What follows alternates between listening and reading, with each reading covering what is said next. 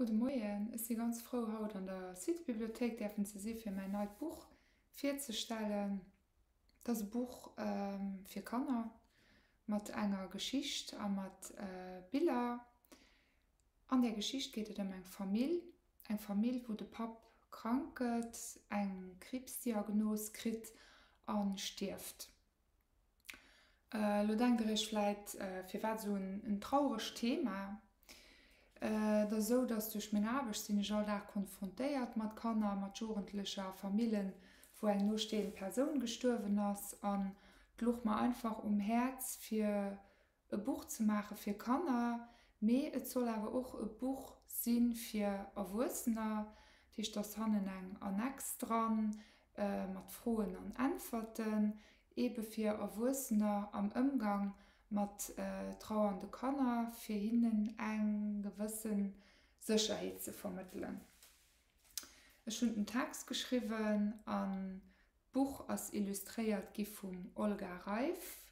Und Olga hat eine ganz wunderbare Arbeit gemacht, weil das nicht einfach für die Emotionen, die Gefühle, die an dem Buch vorkommen, für die und den Leser zu vermitteln. Und Olga hat es fertig gebracht, für alle Einzelfiguren zum Leben zu erwachen und das dem Leser zu vermitteln, was die Person eigentlich spürt.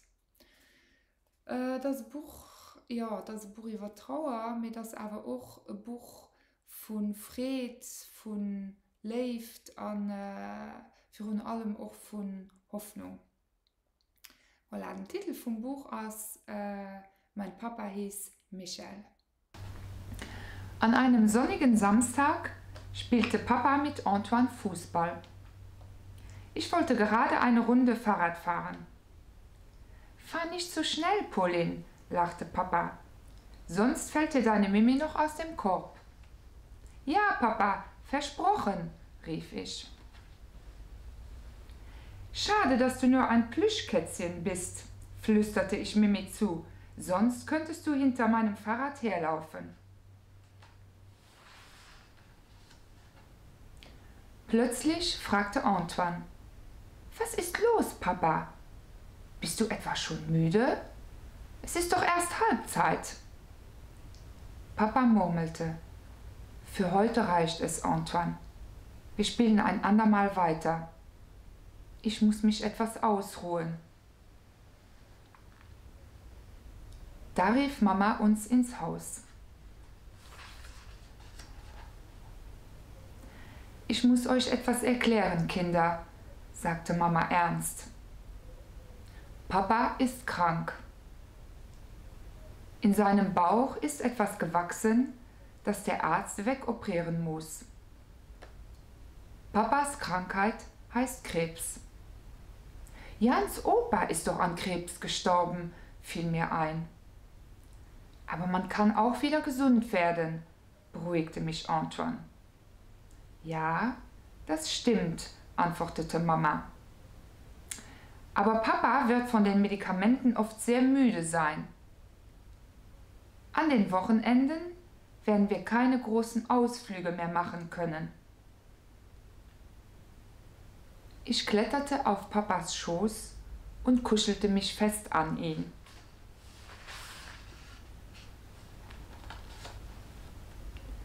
Am folgenden Tag fuhren wir zusammen ins Krankenhaus. Die Ärztin erklärte uns alles ganz genau. Ich versuche, den Krebs aus dem Körper eures Papas zu vertreiben, sagte sie. Deshalb muss er jetzt oft zu mir kommen. Wir geben ihm besondere Medikamente. Diese Behandlung heißt Chemotherapie. Ich werde Papa immer hierher begleiten, fügte Mama hinzu.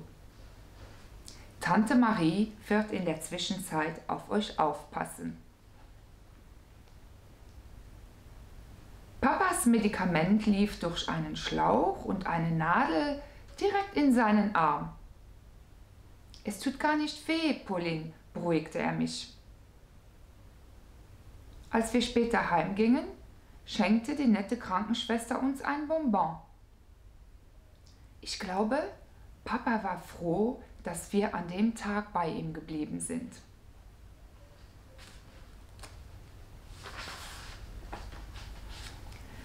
In den folgenden Wochen fühlte Papa sich oft schlecht.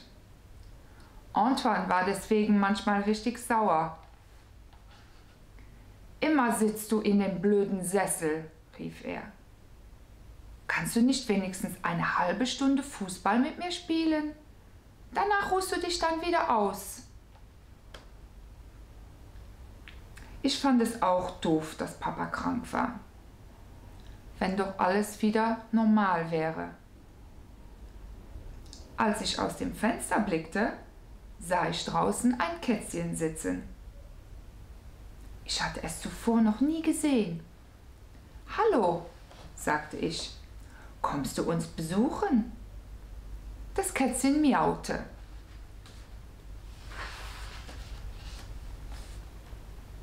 Als der Sommer kam und es richtig heiß wurde, spielten wir viel im Garten. Papa saß im Schatten und sah uns beim Spielen zu. Er war immer so müde von seiner Medizin. »Ach, wie schön ist es bei uns«, seufzte er und lächelte uns an. Die kleine Katze besuchte uns jetzt jeden Tag.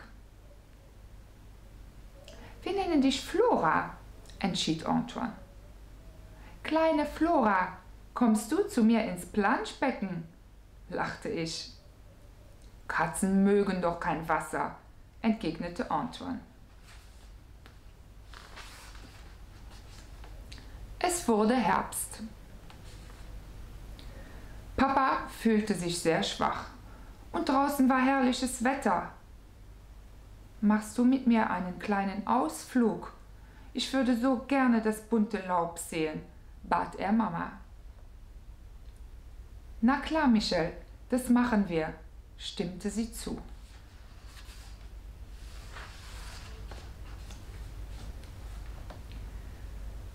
Unser Papa würde nicht mehr gesund werden, erklärte uns die Ärztin in einem Gespräch.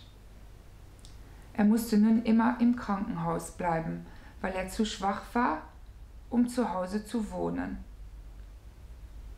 Gut, dass unsere Schule ganz in der Nähe lag. So konnten wir ihn jeden Tag nach dem Unterricht besuchen. »Schau, da ist ja wieder Flora«, rief Antoine. »Ich glaube, sie hat gar kein Zuhause«, vermutete ich. Vielleicht können wir uns ja um sie kümmern«, überlegte Antoine. Mama erlaubte es uns. Das freute mich riesig.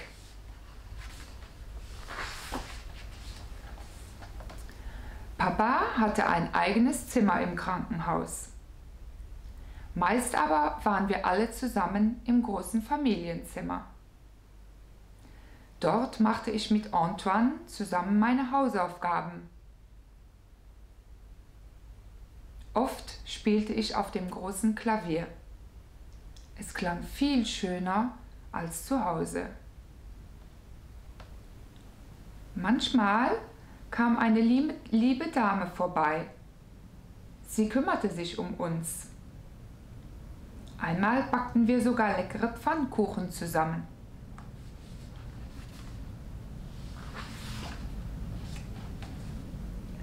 Es wurde Winter. »Schau mal, Papa, was der Nikolaus mir gebracht hat«, rief Antoine begeistert. Er erklärte Papa ganz genau, wie seine neue Lokomotive funktionierte. Plötzlich hörte ich von draußen ein lautes Geräusch. Ich rannte auf den kleinen Balkon. Der Krankenhaushelikopter landete. Er wirbelte den Schnee auf und blies ihn mir direkt ins Gesicht.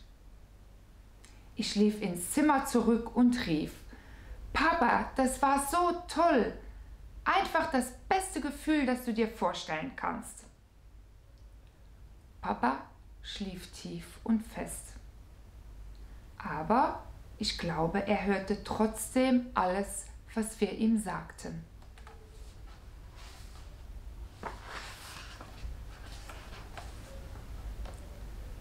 Mama erklärte uns, dass Papa bald sterben muss. Papa hat sogar geweint. Wir mussten auch weinen. Ich wollte nicht, dass mein Papa stirbt.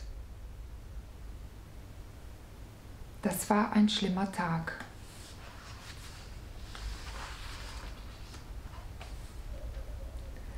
An Heiligabend feierten wir alle zusammen bei Papa. Ich hatte mein schönstes Kleid angezogen. Tante Marie sang mit der Krankenschwester Weihnachtslieder. Papa schlief die ganze Zeit. Ich fand es gar nicht schön an diesem Abend. Aber ich traute mich nicht, es Mama zu sagen.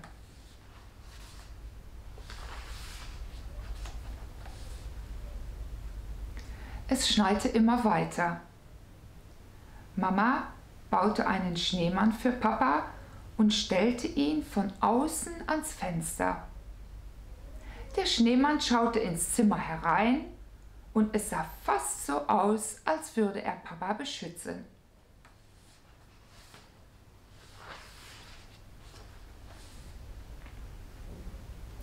In dieser Nacht starb Papa.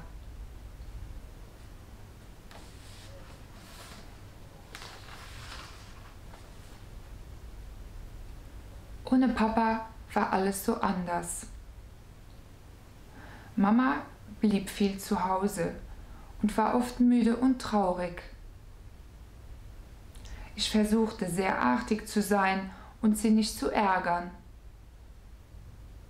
Manchmal hörten wir Papas Lieblingsmusik. Ich spürte dann, dass Papa ganz nah war und mir wurde richtig warm innen drin. Aber ich vermisste ihn so sehr. Da stellte ich mir vor, dass Papa ein Stern wäre und auf uns aufpassen würde.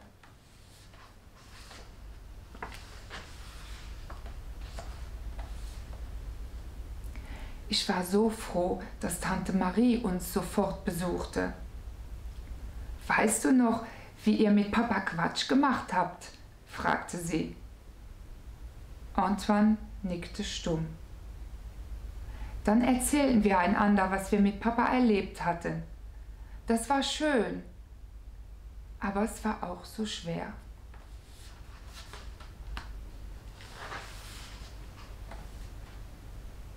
Endlich kam der Frühling und wir konnten wieder draußen spielen.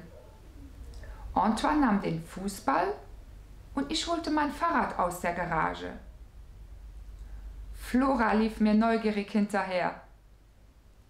Komm mit, Flora, lockte ich sie. Wir drei machen jetzt einen kleinen Ausflug. Mimi, setzte ich in den Korb. Keine Angst, ich fahre nicht zu schnell, flüsterte ich. Ich hab's Papa ja versprochen.